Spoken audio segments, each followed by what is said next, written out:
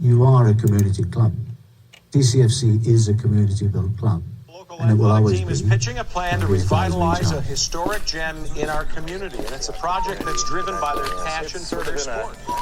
State of disrepair right now. Concrete sort of crumbling a little bit. The bleachers. Football club. We're at Keywood Stadium. This stadium was built in 1936. Indeed, it's amazing to see just how far they have come. Years ago, they were playing over at Gas Tech, and now so many people. The post and Stephon St. Louis is there to clear it. Yeah, in the background, you know, they give us the 12th man. You know, it's awesome. Fans to watch. We're happy to put on a show for all these guys that came out to see us play. When we move, they move, and just communication's the biggest part. Great. I think we could have earned a shutout earlier against Sparta in the year. Awesome. You know, the atmosphere is amazing. Monday with the right foot. It's in the back of the net. People know us now. People know what to expect. Now we gotta take it to another level. Look, city till I die. Say hi to the bad fella. Hella smooth with the flow, so grab your umbrella. Yeah, we make it rain, bring the pain. Things are changing. Power rankings take a spanking, got them rearranging. They said Denise are all stars till we deboed all y'all. Ball of fist and brawl y'all. Yeah, we pissed off all y'all, and we thin but still winning. Grinning at the top, got up under head spinning, make that chin pop. Blue collar clocking in. They been mocking us for days till they step into the key, and they been leaving with a fade. Doubting us, but then they swayed. Say we pout, they throwing shade. You will never have what we have, time to get the blade. Cause we'll be cutting them up, yeah, we're shutting them up. We ain't bluffing, tell you something, better knuckle up. Y'all ain't nothing but chumps, we put in overtime. We'll be putting in work until it's closing time. City till I die, talking blood, sweat, and tears. City till I die, we've been building this for years. City till I die, this don't happen. I have like something new It's our time we came to own. City till I to try. I don't know if you guys are interested.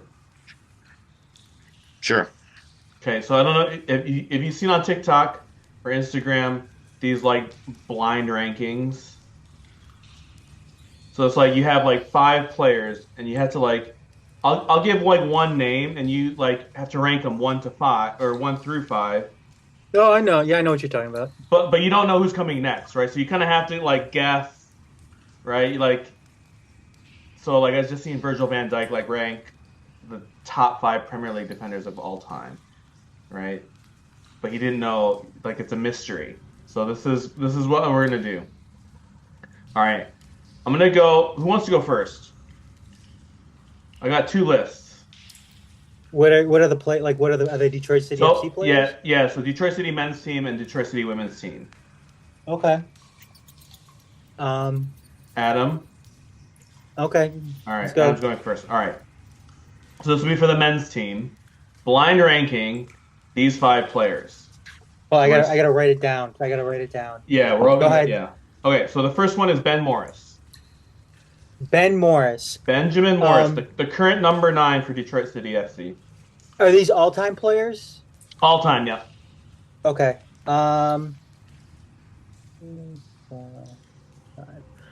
Let's see. Jaime's doing this list, and he mentions Ben Morris. I'm already skeptical to start. Let's go with Ben Morris, number 4. Okay. So that was Adam ranking him number, but not me. It's Adam. All right. Player number 2, Danny Deacon. You know what? I never had the opportunity to watch Danny Deacon play. Okay, fair. Because I came around in 2019. Okay, but he was there for 2019. Yeah, but I came at the end of the season in 2019. Oh, okay. Yeah, like my first, like I was Members Cup 2019. Okay, fair. So maybe this is not complete information, but we're gonna go with it anyway. Because I've never really seen him play, I got to go number 5. Okay, Danny Deacon number 5. Dave Edwardson. Maybe another one like you didn't see as much. I never really saw Dave Edwardson play, but as far as like legendary club status with Dave Edwardson, I'm gonna put him number 3. 3, okay. The next player, Nate Steinwasser. Number 1. Top of the list. Straight to the top. No hesitation. And the last player who is going to slot into number 2 on Adam's ranking is the one, the only, Mr. DTE Energy himself, Knox Cameron. Wow, that's a throwback. Legend of the early days. Wow. We were all psyched because he played in like 5 MLS games. Former University of Michigan player. He was our ringer. Yep. Okay. All right. Well, you know. Are you happy with that? Like, looking back, is there anything you'd change? I'm guessing you wouldn't put Knox Cameron as number 2. No, I would probably put. I'd probably put Ben Morris number 2. Wow. Okay. All right. Alan, coming at you. Is there any logic behind this list, or is it just players we've known and loved? Just players we've known and loved. I have to say the women's list is a little bit hard. I was being a little bit cheeky with some of like the throwback men's players, but the women's list I think might be actually kind of hard. So, all right, Alan, blind ranking the top 5 women players on this list. We're gonna start off with Kayla Addison. Ooh. Oh, wow. You know, there's a bit of recency bias, but I have to go number 1. Wow! Right out the gate! Kayla number 1. All right. See if you regret any of this later. I'm sure I will. Number 2, Kenna White. And I'm going to go 3. Okay. Leaving some space. Yep. Good strategy. They come yet. Third player, Sarah Hugie. Former captain.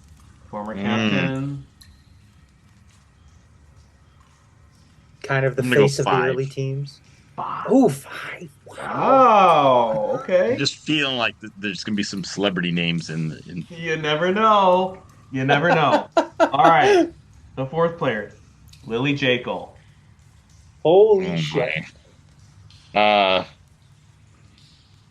Given how famous I think she's going to be in the next few years, I'm going to make her number 2. Okay, Lily number 2. And I hope she'll remember this. Please do. When she's considering who she's going to be playing for this upcoming season. Look, I know she listens to this podcast on a regular basis, so Lily, come on. Shout out, hey!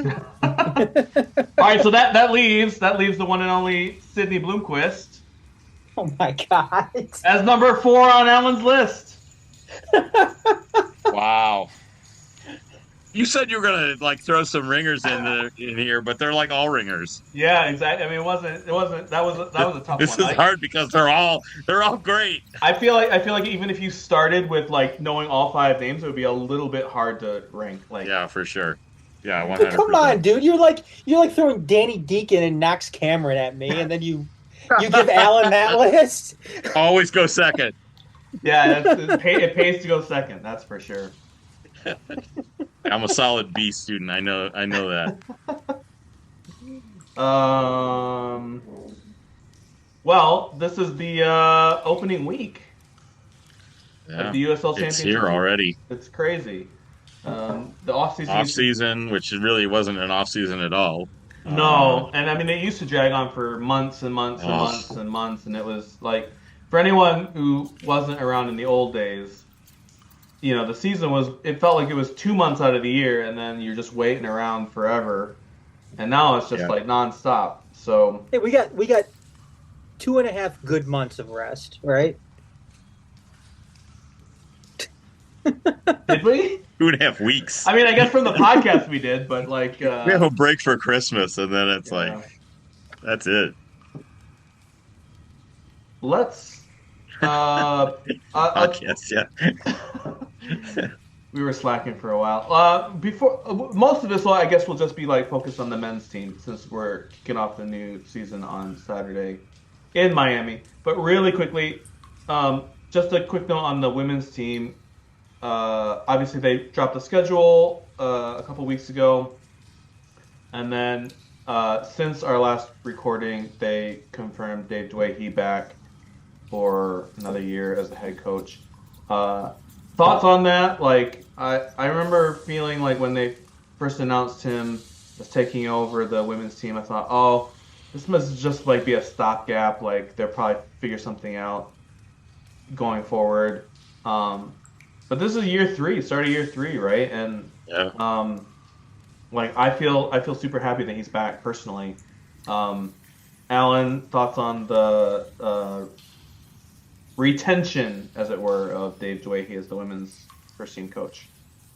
Yeah, I mean, given the results, I think it's hard to argue with. I know that they are trying to set up a succession plan when there's candidates, most likely from the current staff, who are ready to step into that role, get their badges and things like that all squared away. But I think it's kind of rare to see a coach have that kind of chemistry with the team as the way he is developed with the women's squad. To see it, and it's not like I know a lot of details of what goes on inside the team, but just the way the players relate to him, and it seems like it's a good fit, and I don't think really anybody had any doubts that he could excel at this, given his experience, at the high school level.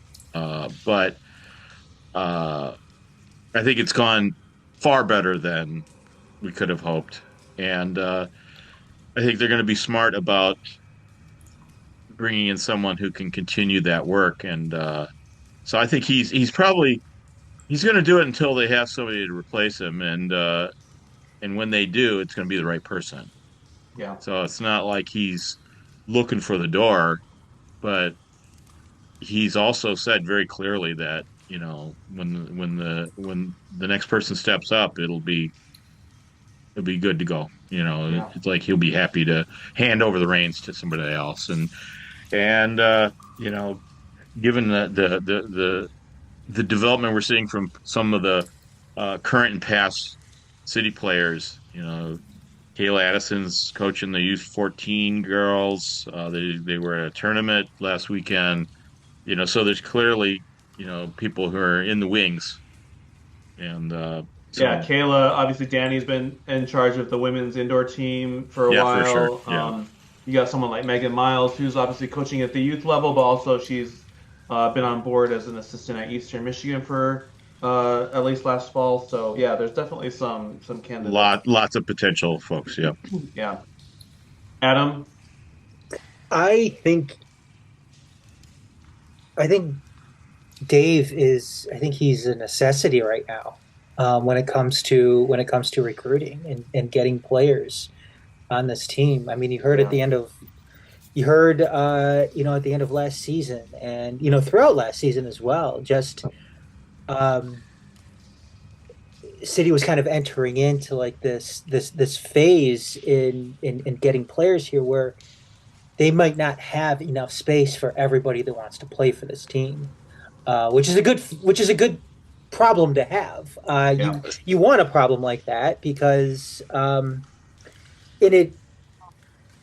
considering how you make up these teams, I mean, it's not like Detroit City can throw around money to try to get amateur players to come play for them. That's not how it works. But it seems like the players love playing for them. It seems like a lot of players want to play for them, and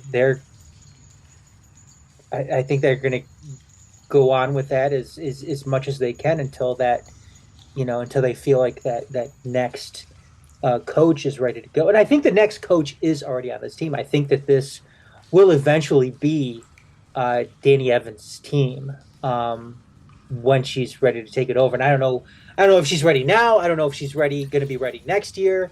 But I wasn't surprised that David Quick came back. But I do think that this will eventually be Danny Evans' team. And she seems like the most likely candidate. Yeah. given Yeah, her current experience and even last year too. I mean, yeah, David talked about how she's played a huge role in in game planning, and obviously she's the head coach, but it just seems like they work really well off of each other too. Like their styles in coaching really complement each other, which is another obviously good thing to have. But I think it'll eventually be Danny Evans, and I think the bigger question mark beyond that is why does my phone keep fucking doing that? Sorry, that is the question. That's the biggest question facing. Like Zoom keeps on wanting to connect to my phone. I don't know why it does that. I think a big question mark is, are we going to end up having a Super League team? Yeah. And if that happens, is that going to be Danny Evans, or is she going to maintain a USLW League team? Yeah. Who knows? I mean, if it does get to the USL, the Super League, right? Like, obviously, you would probably need like an A licensed coach, and I don't know where Danny is along the line of her kind of coaching education or whatever. But I mean, and she's got a young family. She's obviously one on the way. So that could be one potential obstacle, like just in terms of her timeline and when she can get fit all that in. But yeah. So who knows? We'll see. Obviously, no players announced yet for the women's team. Maybe that's coming soon. Hopefully, coming soon. Some of the other teams in the division have been announcing players now for a little bit. So it's the process is underway for sure. I'm guessing that there's a good group already confirmed, but yet to be announced. So, all right, let's get into it. Men's team, like I said, kicking off this weekend, Saturday in Miami. It's time. It's time. Alan, we've got a squad of 22 players. 20 announced, 21 that they've not been hiding, 20 we kind of stumbled across last week, or 22 I should say, stumbled across last week. Man, this is like a big difference relative to where we started in 2022, where we felt were we even gonna have enough to field a full match squad for the first game against San Antonio? Was it? Yeah, some of those travel squads were pretty thin. There was like plenty of space on the bench you could spread out. We had like Ryan Shello and like the two Tanyi brothers on the bench. Yeah, that was it. And it wasn't because guys were injured, because they weren't no more guys. Yeah, it's I think we saw a lot of acquisitions this year, and really it's Danny Dicchio putting his imprint on the team even more than last year. I really feel like he's fine tuning the kind of players that he wants to have, and that. And of course, some of that's dictated on who we lost, because we did have some people leave, and nobody of consequence. Well, that's right. I guess we'll see. We'll see about that. Can I just interject? So I'm drinking my beer out of this. What do they call these guys? The City Stalwarts mug. Oh yeah. This is the Stephen Kerr one. I popped by the store on wherever downtown, not the clubhouse one. Yeah, Capitol Park. The Capitol Park, yeah. There was like 3 Maxi Rodriguez glasses left. Oh. I bought all 3. and then I tossed them in my recycling bin. So. Oh, no sentimentality around this joint. No one's gonna have them. Exactly. That's how That's right. That's how I feel. Can't help it. Okay. Now, obviously we've brought in a number of forward players. Now, whether they're all play, on the front line, it's kind of hard to say. They're going to be kind of all over the place, but it's a real focus on it on the attacking side. Yeah. We did have a few defenders come in, so the hope is that these guys will kind of gel quickly. I think we did discuss previously, and other people have discussed as well, the kind of the thin preseason schedule, and I don't know if that's going to come back to bite us, but what's done is done. There's nothing to be done about that now. It's like you said, it's go time, and with starting off the season with 2 away games is kind of tough, So we're going to be tested immediately. Miami FC, not quite the shambles that it was last season. They turned over a good part of their squad. They've got a new coach who, has shaken things up a little bit. So is it Tab Ramos? He's such a good coach. He can just coach multiple teams. Maybe by Zoom or something. I seem to remember a certain celebrity, U.S. soccer celebrity, did that at one time. And then the second one is Colorado Springs. Forget. Why do we go to Colorado? Like, why? Colorado's not warm. That's not a warm weather spot. We went there last year and it was like snow all around. Like someone had to shovel that field to get it in playing condition. Yeah, puzzling. Maybe they'll get something to wipe the camera off this time. Yeah. Right. So that we don't see it through a glaze of ice. So that leads into the home opener after game week 3, and by then we'll have a clear idea of the squad and how they're set up and things like that. So that should be a bump in time.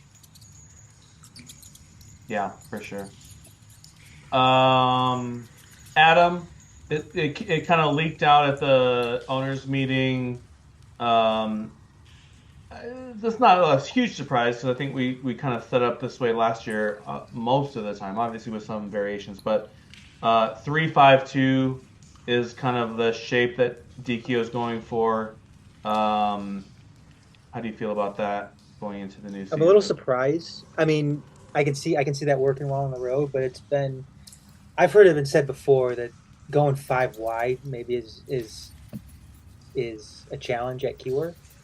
So I don't know if that's something they're going to do more so when they're on the road, when there's more space, or if they're actually going to try to do 5 wide when they do play at home. So it is a little. I was a little surprised by hearing that they might do that 3-5-2. I'm not surprised at all with them going 2 up top. With Darren Smith and Ben Morris. But five wide in the midfield is it raises an eyebrow a little bit. Real quick though, I went back because we're talking about that thin bench that we used to have. On July 16th, 2022, that was the game after we beat Indy 11. And in that Indy 11 game, remember, that's when Devin went down with that. What was it? Right. Injury? Yeah. Yep. ACL. So Connor Rutz scored like a header in like the 5th minute or something. Yeah. So that was the away game, right? Yes, we won that game 1-0. But then we were on the road against Monterey Bay the following week. Oh boy! And our bench that week. actual players. I'm not talking about a backup keeper, Ryan Shello. We had Mackie Francis. Jope. Oh boy. No, he wasn't there yet. Oh wait, he may have already been hurt.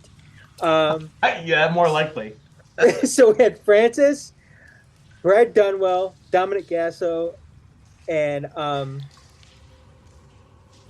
Tanya. That was it. And Gasso was like 15 at the time. Like yes, and that's it. That's all we had. So we had one, two, three, five. So we had what? 21 players. That's insane. Wow. It's crazy. Yeah. It's funny you bring up Francis. I had to say, in the history of this podcast, since I've been helping out with it, that may have been my worst, most incorrect take of all time. I was so high on Francis Atuahene because I remembered him from his Michigan days, and I had no idea that by the time he got to Detroit City, he was going to be like permanently crocked. And I was like, I guaranteed that he was going to be like top 3 player in the league. And he turned out to like play 7 games. That would have been good. Score 1 goal. Well, he had that one connection with Billy Forbes. Was it against the Baby Bulls? Yeah, I think that was it. He scored 1 goal against Oakland. Both of them. I remember that one because that was the day that they were wearing that like the charity kit. I think that was like all like the mosaic rainbow colors. We looked more like Oakland Roots than Oakland Roots that night. But yeah, there was not much beyond those 2 moments that we've just described. And that's why we scored too, because their keeper thought that he was an Oakland Roots player. Exactly. He was completely confused. He had no idea what was happening. Okay. Critical question for both of you. If you could sign one more player in one position, what would you be looking for? I was a big proponent of bringing in Bruno Lappa this offseason because we needed somebody to come in and replace Maxi. Mm-hmm. I thought he was better than Maxi. And then I was talking to Garrett, and now he's like playing in some like lower level Korean league, which is like the K-League 2 apparently. Yeah, which is surprising. Like I thought that this guy was going to be able to catch on somewhere, because he's not that old either, right? Like he's like no, he's younger than Maxi. I was gonna say I don't think he's like 35 or anything. Yeah, so I don't understand what was happening with him. Wow. Because I think he could have been better than Maxi. Yeah. But yeah, I don't know what happened with that. So you know what? I'm gonna say Bruno Lappa. Okay. So someone in the midfield area. Yes. Okay. Because I think the midfield is going to be another huge question mark for us this upcoming season. Yeah. And I think we would have brought in some stability for that. Yeah. But no, I guess he was in too taken by the lower division Korean league. So fortunately, we missed out. He's just looking for a new life experience in the Far East. He's got to go check out that Seoul nightlife. Exactly. Alan, you can sign one more player in a position. Where would you look to strengthen the squad? Yeah, I don't know of a particular name, but I'm wondering who's going to play the role of the midfield shuttle from back to front. Mm-hmm. I guess I would prefer to get a center defensive mid, and I'm looking at our roster and I'm thinking I don't know if we have anybody in that role. So yeah, I think that's a fair point. So I guess Toronto. Adam, were you at that game? Yeah. You didn't want to talk to me though that game, so I didn't come here. Sorry, I got good friend of the show, Sean Grogan, aka Juice. He sat down next to me, and I kind of got lost in conversation. was starstruck. His dreamy eyes, his dreamy blue eyes. But so Marcelo Polisi kind of played that to start with.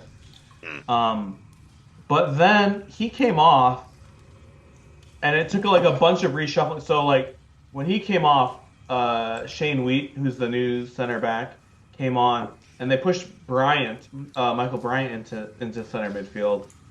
But like with Jope not being 100%, there's really only Chapman and Polisi right now who are like those natural kind of like center midfielders. And yeah, like, I mean, if one of them got hurt, like, and Polisi too, like, he's a bit of a question mark for me. Like, I think he was out injured all last year, and like, he looks completely healthy now. But like, I mean, if he got injured or Chapman got injured, I'm not sure what we really have there. So yeah, I think that's a good point, Alan.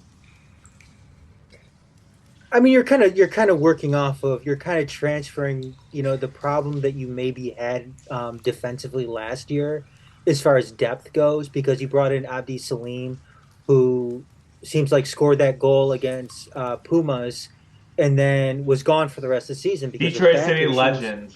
Yes, I forgot what number he is on the new numbers that came out with the serial numbers. Yeah. But you had that problem last year with the defense, and kind of sweating, hoping that Stephen Carroll doesn't get injured, or Devin Amu-Mensah doesn't get injured, because you never had that true replacement for Matt Lewis when he retired until this season. Yeah, until this season when you got Shane Wheat coming in. You got Maury Donor. Obviously, you could plug in Michael Bryant back there, which is where I hope he stays moving forward in the season. Yeah. I don't want to see Michael push up too far, just because I think he's more valuable to the team. Further back playing defense. Yeah. And then you have Reese that could go back into a defensive role. You have Alex Villanueva in a pinch. He could probably go back in a defensive role. Matt Sheldon also. Matt Sheldon as well. But yeah, you're right. You're completely right, Alan. That defensive midfield, especially with Jop, who's probably not going to be ready to start the season. And then Marcelo Pelosi out all last year, and you sit there and you wonder how that's going to transfer over from the Canadian Premier League to USL Championship, and then Jay Chapman as well. What does he have? What's he going to be able to contribute? So yeah, that is a worry. The defensive midfield. How is that? Yeah. What's going to happen there? So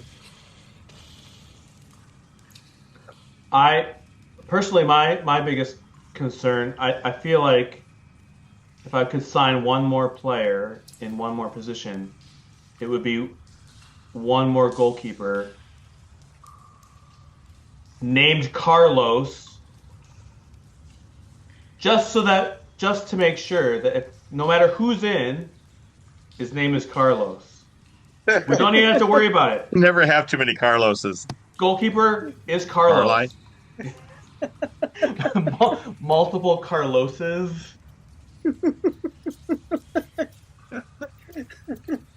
I like that. We're dreaming of a team of Carloses. Number Carli. 1 is Carlos. No, Number Carli. 2 is Carlos. From now on, we're always calling it Carli. All three of them. The one that doesn't even exist, only in my imagination. All right. We'll keep an eye out. Hey, if your name is Carlos and you're a goalkeeper, drop us a DM. Exactly. Trevor, we got a homework assignment for you, Trevor. We got to get Tiffany on the case. Here's this guy. We really think he's great. After tonight, Jaime's going to get onto Instagram and check out to see. He's going to find one. Just going to search Carlos's on. Who's Tiffany following named Carlos on Instagram? All right. Should we do some predictions? Sure. All right. Sure. First one. Where does Detroit City finish in the table, USL Championship, Eastern Conference. Alan. Oh my goodness. I'm just gonna go strictly off of These will vibes. be binding. These will be binding answers, and you'll be responsible for them come October. I should have called my attorney to have my attorney be present here.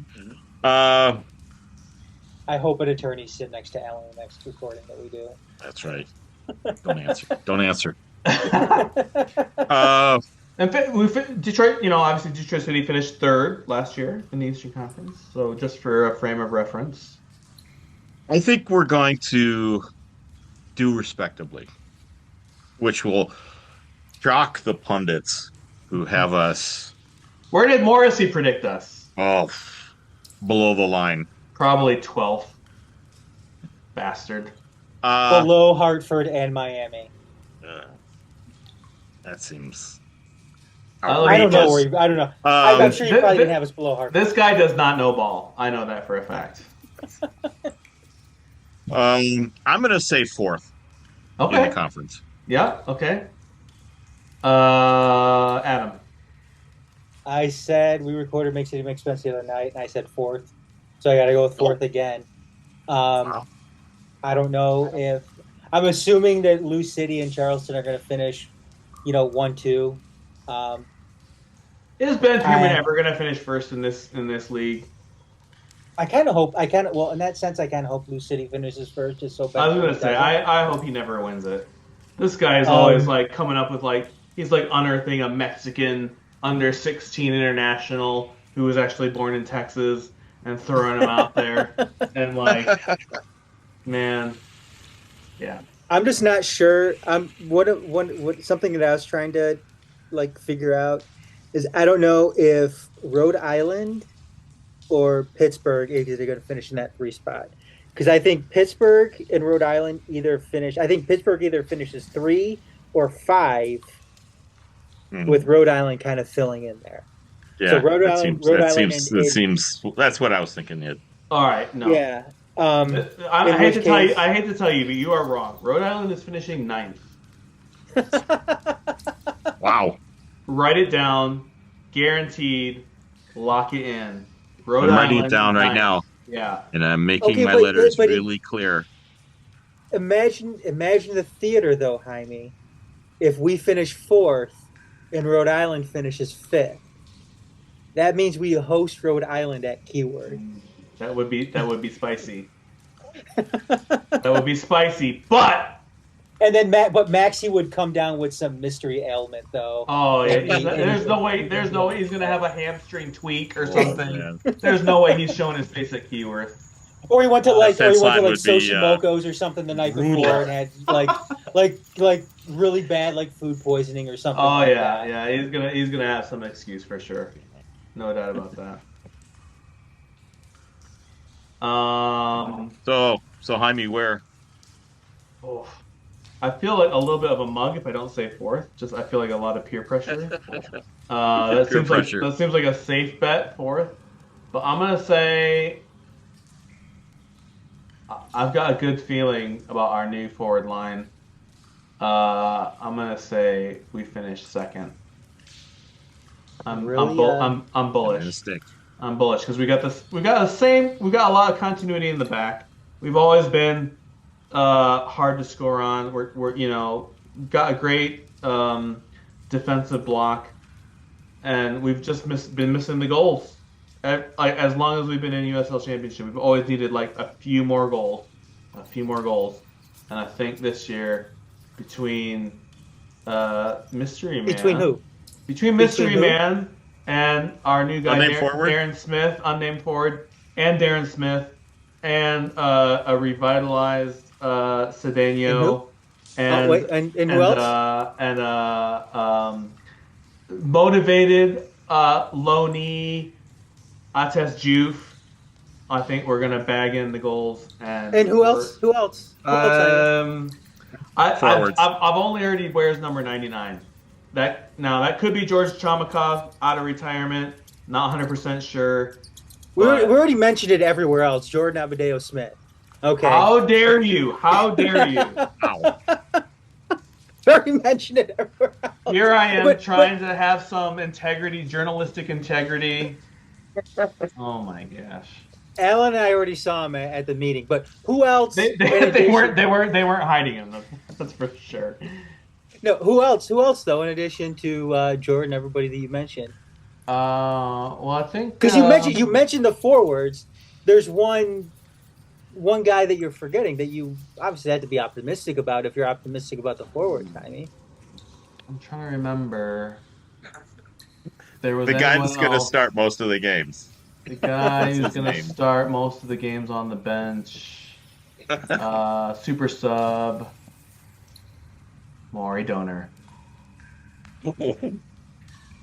That's the next bet I should have with Garrett, is who's going to score more, Maury Donor or Ben Morris. But Garrett's not here, so unfortunately that will never come to fruition. But all right, speaking of such things, who's going to be the top scorer this year?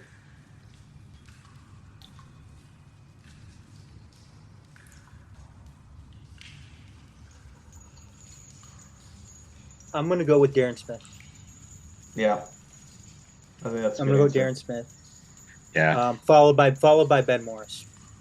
Yep. Ben Morris won't be too far behind him. Ooh, okay. Yep. I feel like it's going to be Darren Smith, followed by JAS, followed by Connor Rutz. Followed by who? What did you say? JAS, Okay. followed by Connor Rutz, followed by Gwen Zadi, followed by Maury Donor, followed by Ridiculous. It's so ridiculous. Stephen Carroll, followed by Jay Chapman, followed by Carlos Al- Saldana. Alex. Yeah. Vendetta. You can't even say the name. Alan, top scorer. My top scorer. Yeah. Yeah, Darren Smith. I think that's, Oh. he seems like he's hungry for goals. So He's like really good playing a bunch against a bunch of we need him to be a Yeah. top scorer, We do. and I think Ben Morris will do well. He did well last year, didn't he? And okay.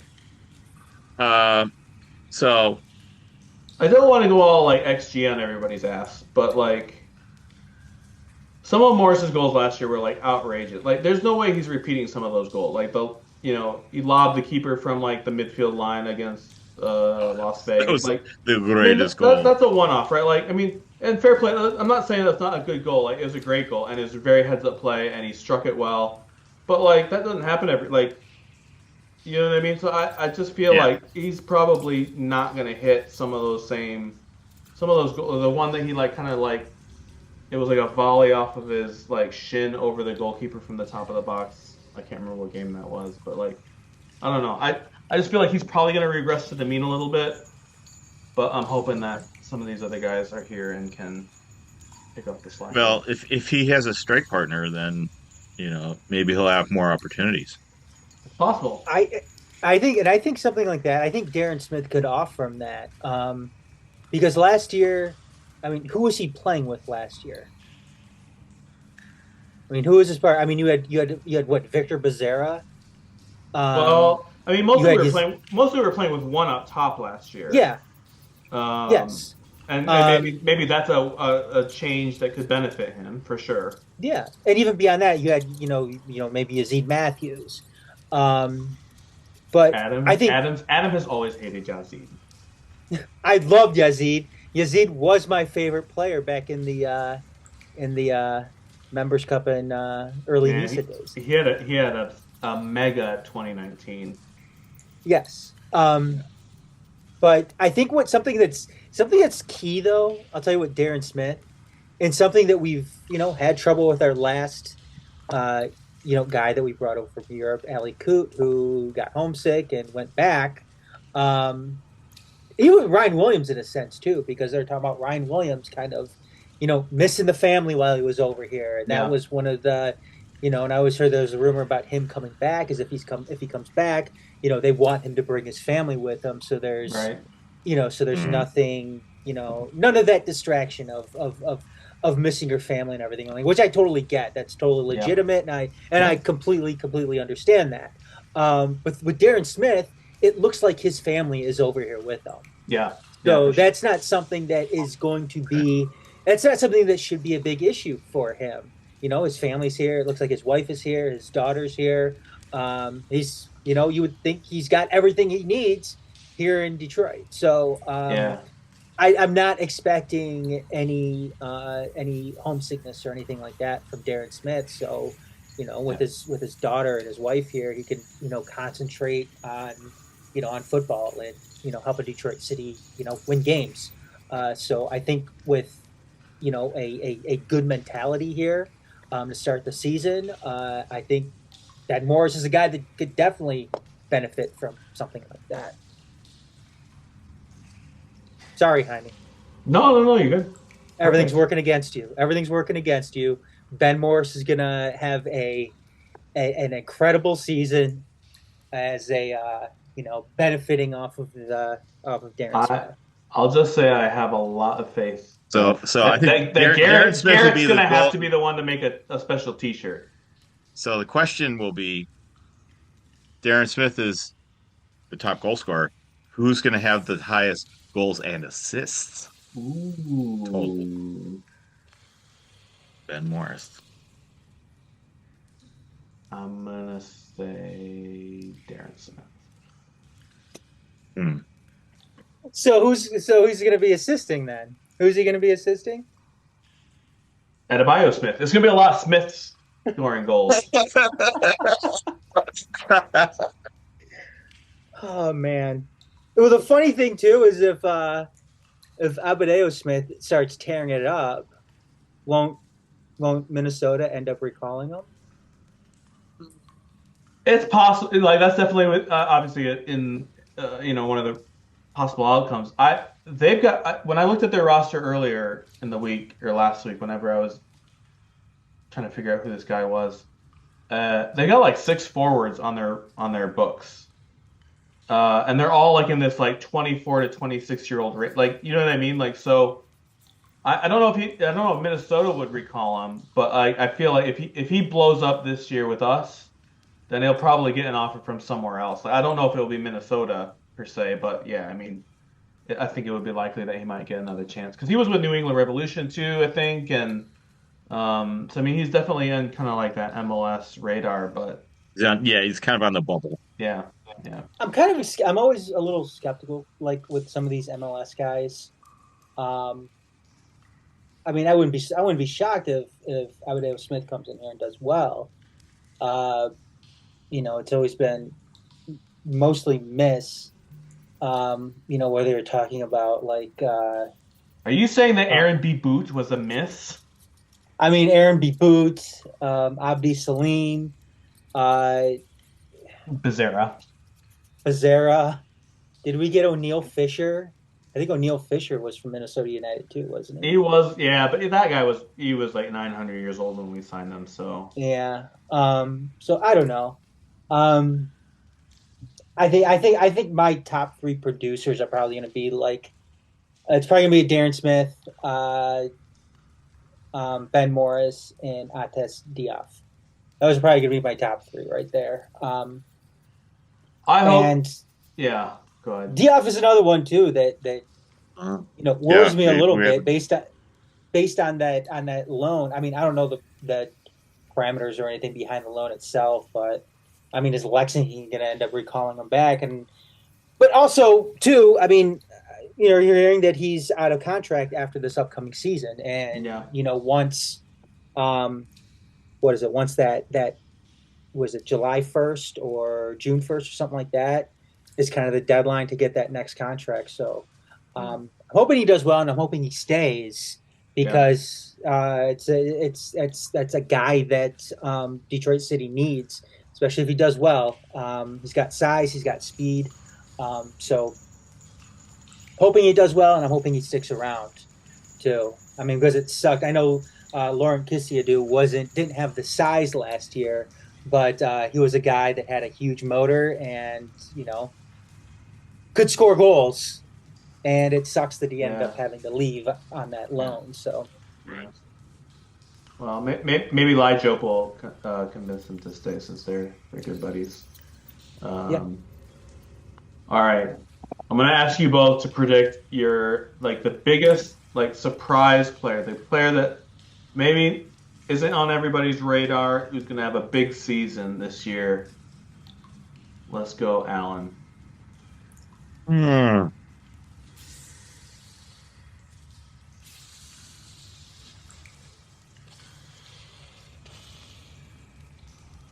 I'm Gasso. Ooh, okay. He's made some appearances and had some impact. The Pittsburgh playoff game was, incredible. Legendary. Yeah. But he seems like he's ready to play a more established role. So a little bit older, a little bit wiser. Yeah, and he was a frequent flyer on the Matt Sheldon videos, off-season practice matches and stuff. Yep. And so, I mean, it seems like he's ready. So I wouldn't be surprised to see him feature more and maybe make a bigger impact. Yeah. Good shout. Adam? I don't know if it'll be too much of a surprise. I think Maury Donor is going to be one of those guys. I think he's going to be kind of I'm picking him to score a goal, too, this coming weekend.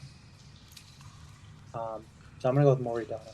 He seems like a guy that they targeted pretty, he was one of the first players they announced. It seemed like he was a intentional signing from Dikio. So, yeah. I agree. It doesn't seem like he's a guy that they settled for. It seems like he was a guy that they were actually going after. Yeah.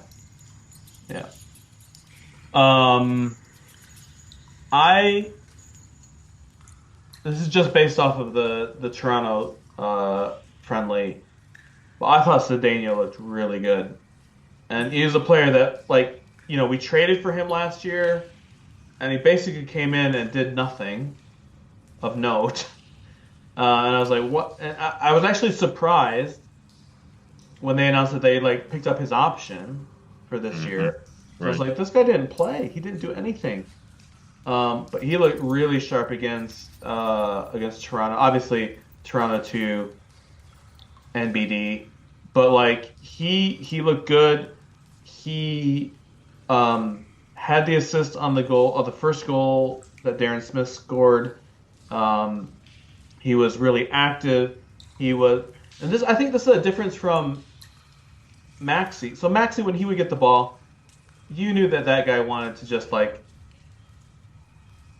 have the ball for hours and hours, and he wanted to make love to the ball, and he was just Cedeno moves the ball really quick. I feel like with him, the play, the ball circulates quicker.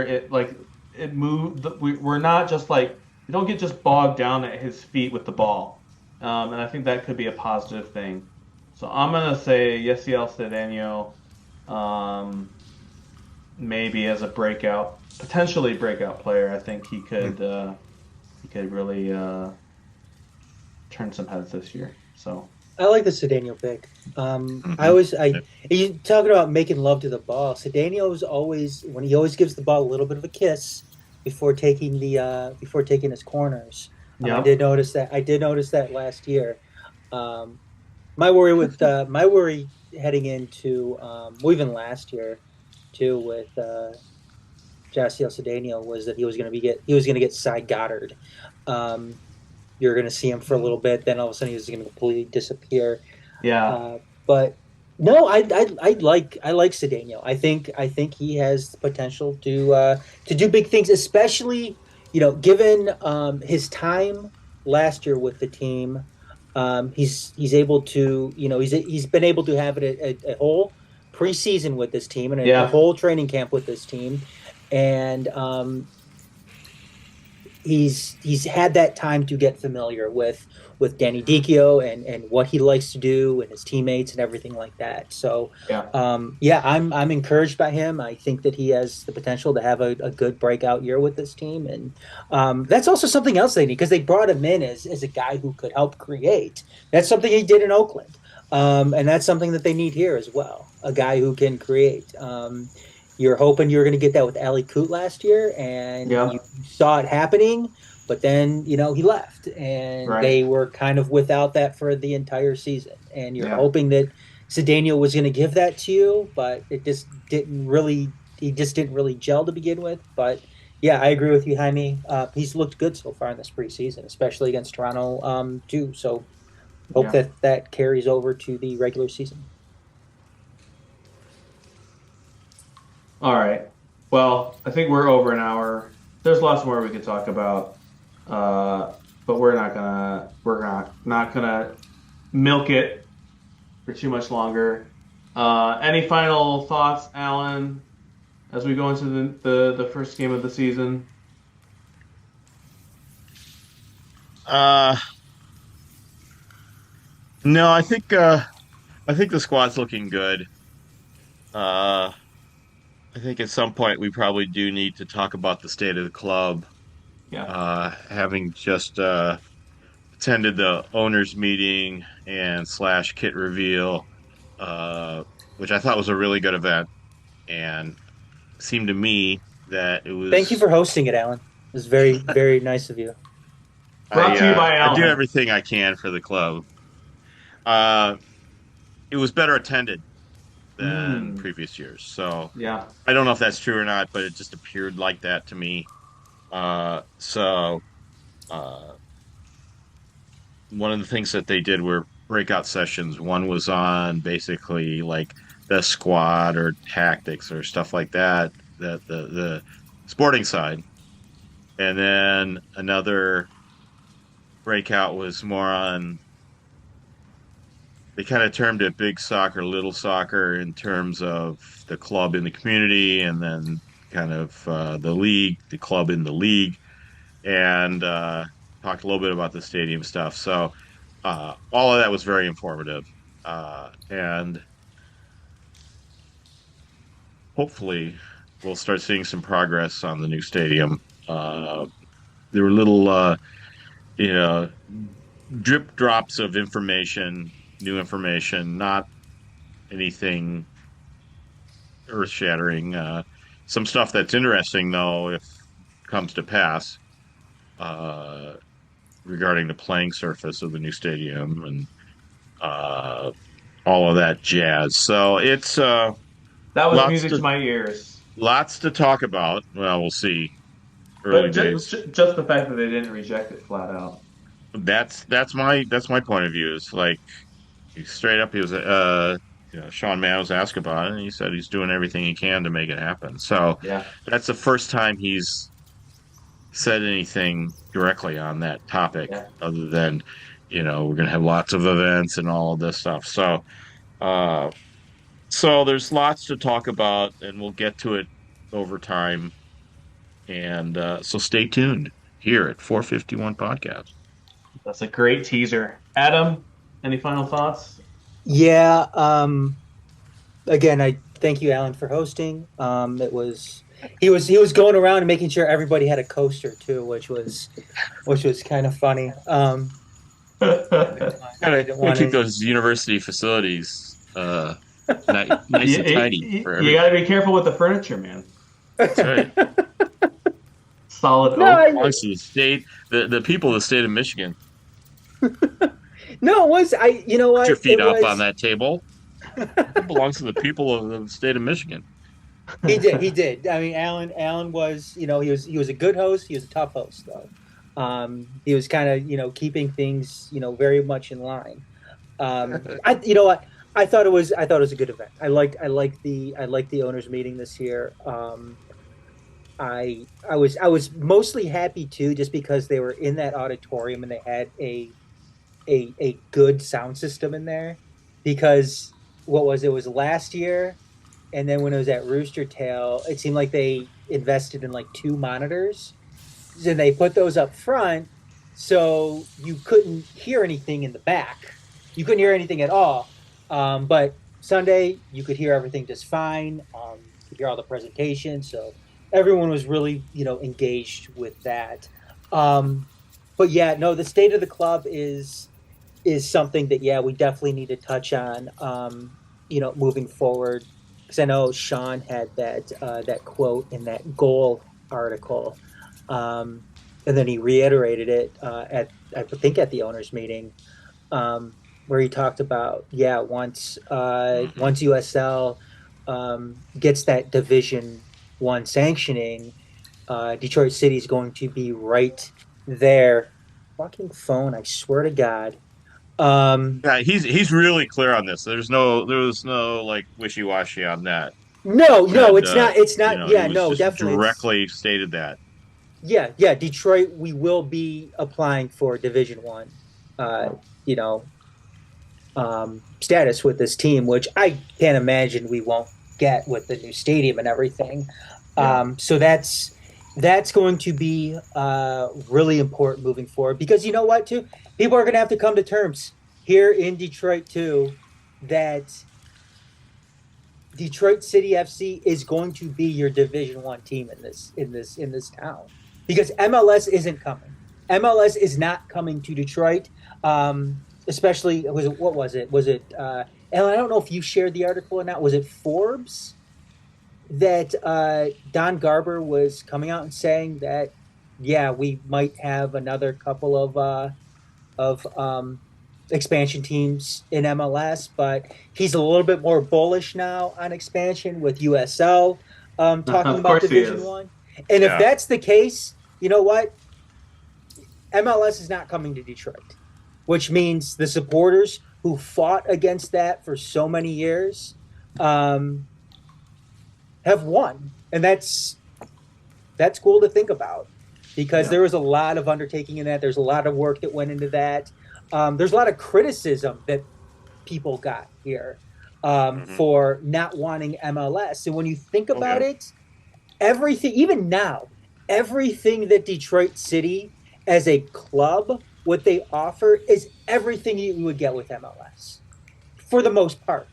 Yeah. You get the youth programs, you get the access, locally with games. I mean, it would be more accessible than anything that MLS would be able to give you, because then you got to go and pay for that bullshit, that Apple TV subscription, and that MLS package and everything like that to watch your team. And everything that you're getting right now with Detroit City FC is more than what you would get with any MLS team here.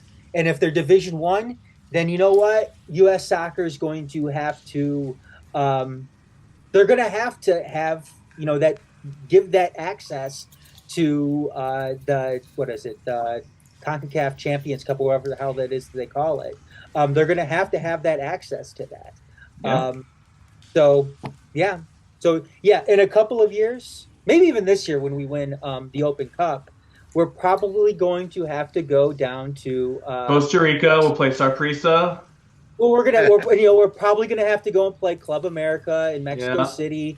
So you know what? That's probably I know we don't. I know send we our don't youth players.